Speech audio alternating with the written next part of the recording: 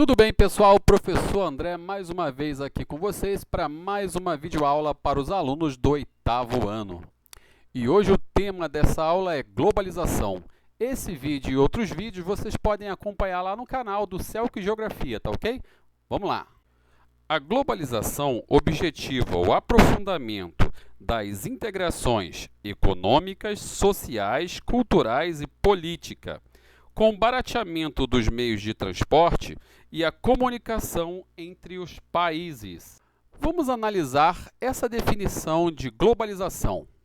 Bom, integração significa integrar, ou seja, juntar, algo que faça com que as pessoas adquiram uma identidade única ou que chegue próximo a isso. Na integração social, a gente pode citar como exemplo as redes sociais. Por exemplo, o WhatsApp, que nós estamos usando agora, o Facebook, enfim, todas as redes sociais, elas ajudaram a integrar a sociedade na atualidade. Mas em tempos mais antigos, também tivemos critérios que integraram essa sociedade. Por exemplo, o sistema socioeconômico. Esses sistemas socioeconômicos, com a evolução do tempo, o socialismo, o capitalismo, o feudalismo, o escambo, é uma forma de integração que foi acontecendo com a evolução do tempo e na história. Então, a integração ela não aconteceu nesse momento que nós estamos na história, da globalização, com a introdução da internet, com a informática. Ela vem acontecendo ao passar do período histórico, onde nós tivemos o feudalismo separado, depois veio as grandes navegações, Portugal, Espanha se lança ao mar, descobre novas colônias e vai se integrando ao longo do tempo. Na década de 70 surge a internet e aí estava dificultando ali a bipolaridade que nós já estudamos, né? O capitalismo e o socialismo separou o mundo em um dado momento. Só que em 1991 aconteceu a queda, a dissolução da União Soviética, então quase todo mundo se tornou capitalista, com o mesmo sistema socioeconômico. Isso impulsionou ainda mais, tá ok? A introdução das multinacionais, isso foi fazendo com que a população se integrasse, aumentasse o nível de integração social ao nível que nós estamos hoje. Já a integração a nível econômico, ela se dá a partir do momento que as empresas multinacionais ou as transnacionais, elas são lançadas espalhando capital pelo mundo.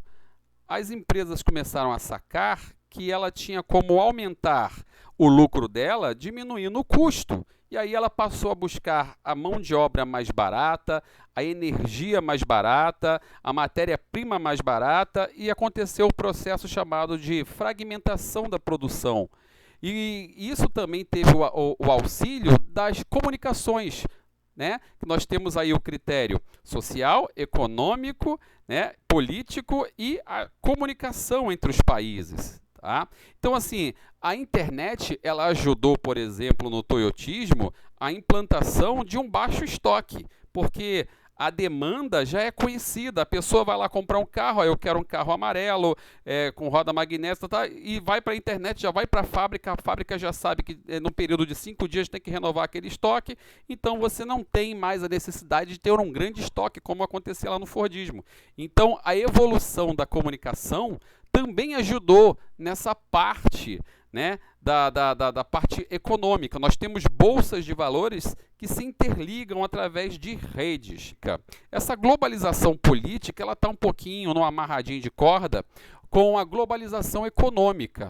Ela vem através, por exemplo, da formação de blocos econômicos, como a zona do euro, né, o NAFTA, né? Nós temos o Mercosul, né? Os blocos econômicos da União Europeia é o grande exemplo de integração econômica que nós podemos citar hoje.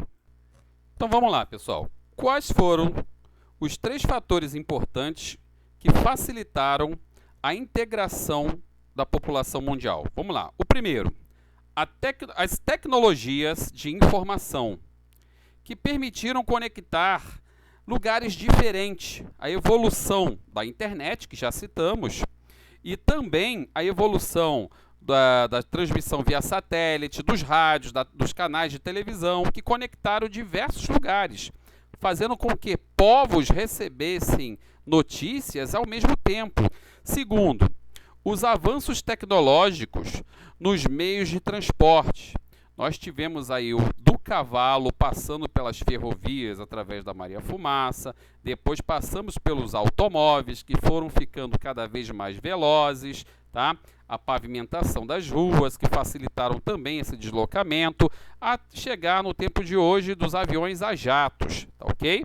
Isso fez com que lugares distantes ficassem mais próximos devido à redução do tempo de viagem. Além do que, havia também uma redução do custo do transporte, fazendo com que mais pessoas pudessem fazer uso desses transportes, aumentando a integração global. E também é óbvio, né, fazendo com que mais mercadorias circulassem entre esses povos.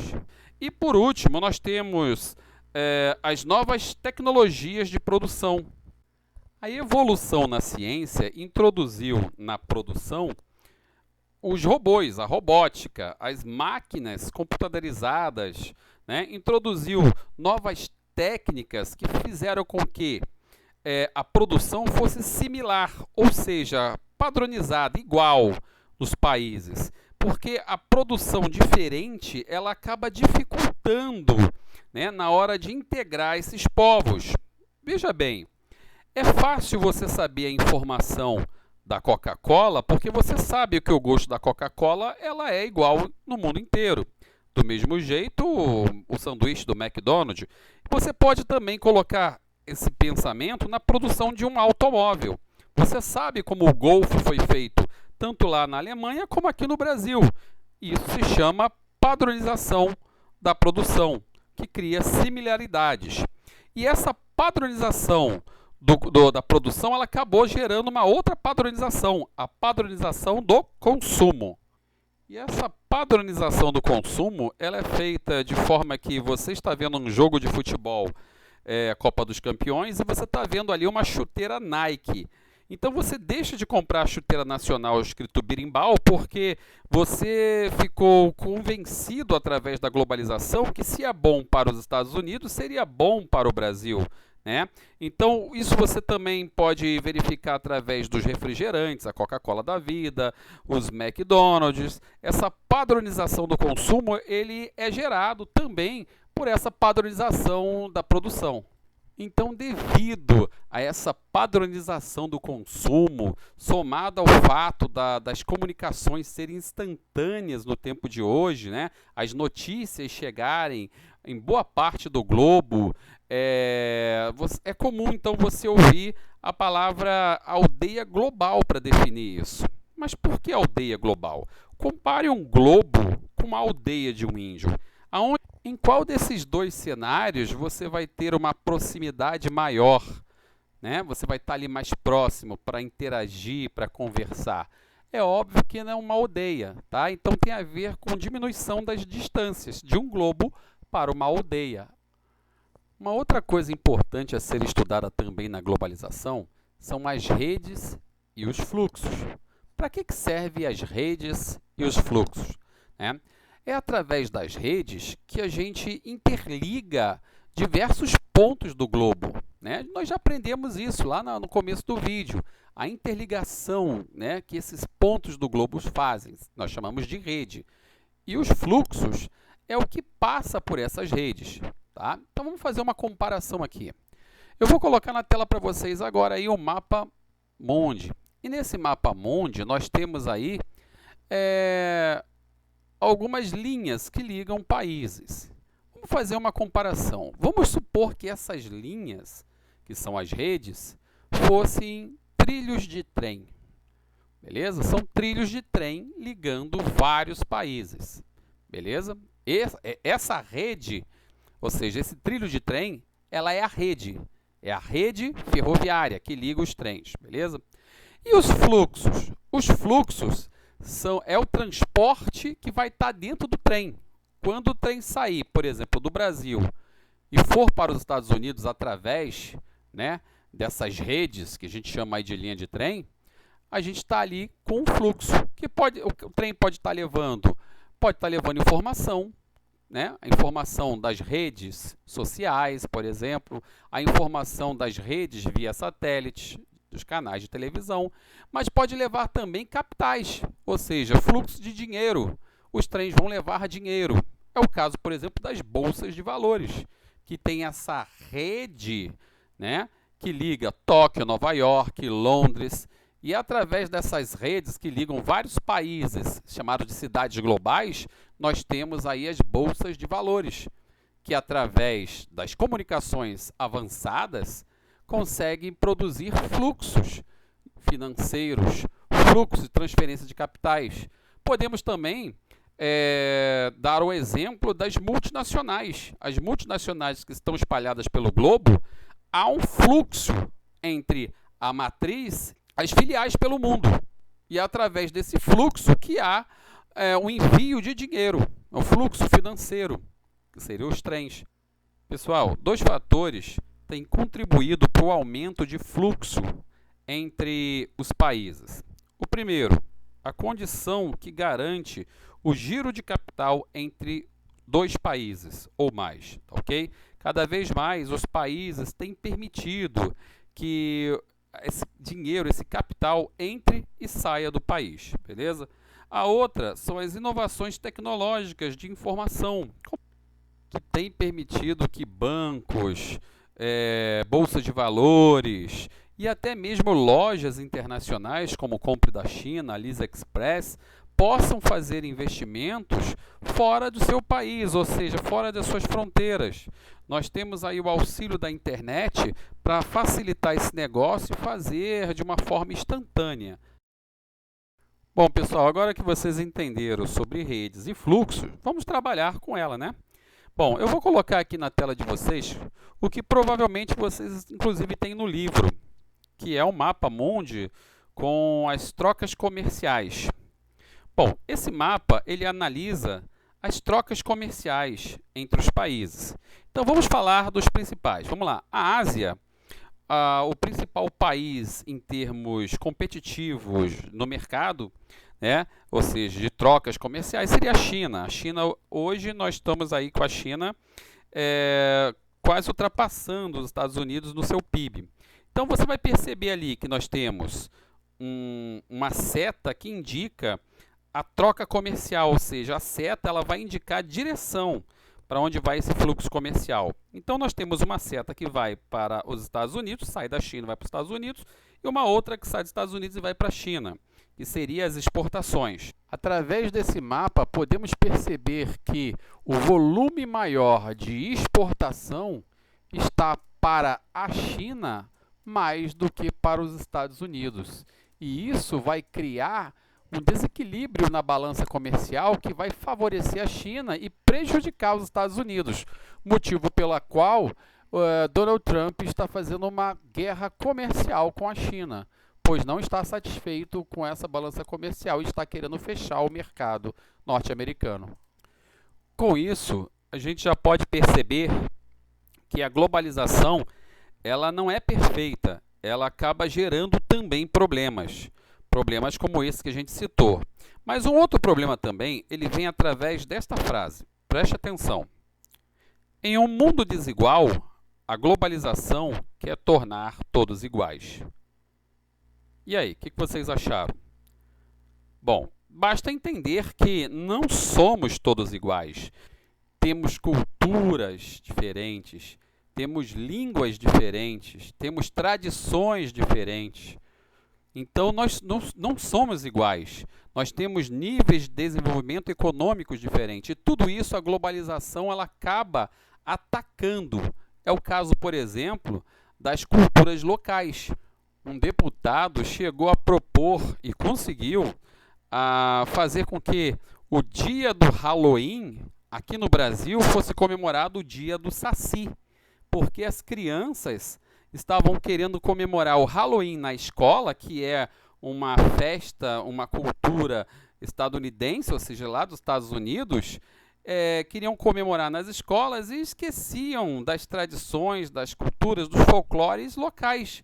Então, toda essa cultura local, ela acaba sendo afetada, principalmente com os filmes. O que mais se vê no Brasil são filmes que são produzidos em outro país, no caso dos Estados Unidos, de Hollywood, e pouco se dá destaque ao filme nacional. Então, a globalização ela acaba atacando as culturas locais para substituir por uma cultura global. Nós temos diferenças, inclusive econômicas, tá? O Brasil, por exemplo, é um país subdesenvolvido, que tem uma alta concentração de renda, um grande número de pobres. Como ele pode ser igual aos Estados Unidos, que é um país desenvolvido e que tem uma renda per capita maior do que os Estados Unidos, uma melhor distribuição de renda? Então não podemos colocar os dois países e encará-los da mesma forma.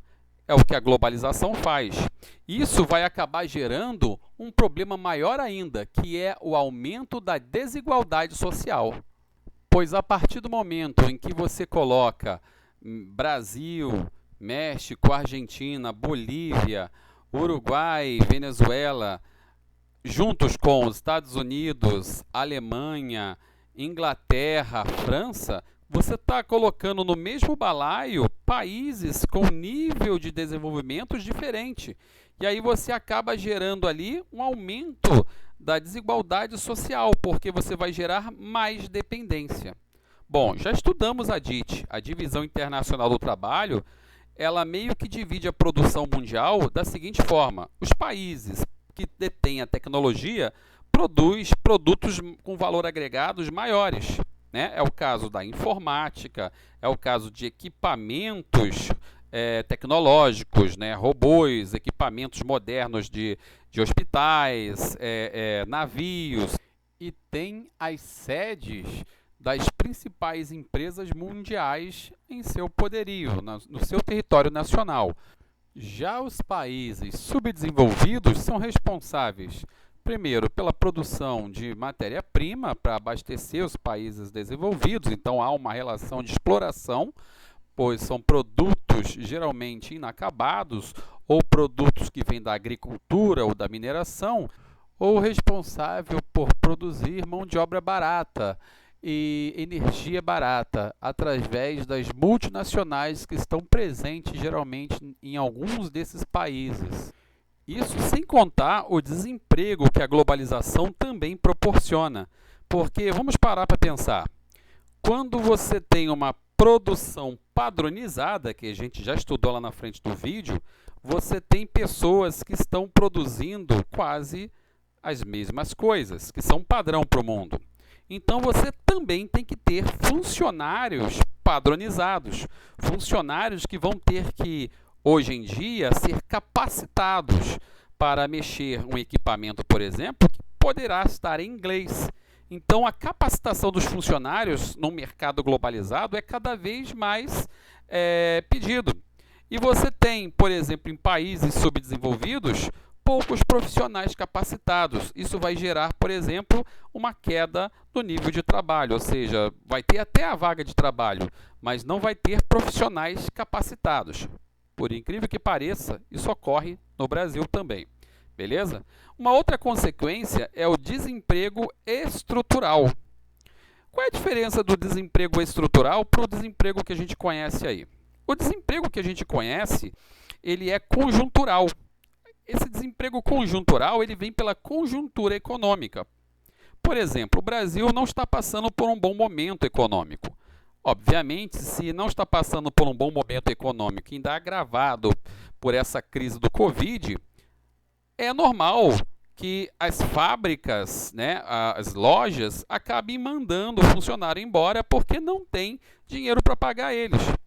Entretanto, há um momento na produção mundial em que, mesmo que o mercado estiver aquecido, estiver vendendo bastante e precisar de mão de obra, esse empregador ele acaba buscando na tecnologia a substituição dessa mão de obra. Quer ver um exemplo? Aonde está a mão de obra que trabalhava como trocador nos ônibus do Rio de Janeiro? Foram todas desempregadas, ou boa parte delas, pela maquininha que passa o cartão. E daqui a algum tempo, o próximo será o motorista, porque já há projetos, não só projetos, mas já há carros autônomos que dirigem sozinho. Então, toda essa tecnologia, a robótica e a utilização de computadores, né, da inteligência artificial, vem cada vez mais substituindo a mão de obra humana na globalização. É o chamado desemprego estrutural. Beleza, pessoal? Então, essa videoaula termina por aqui e a gente se vê na próxima aula, tá ok? Grande abração e até lá!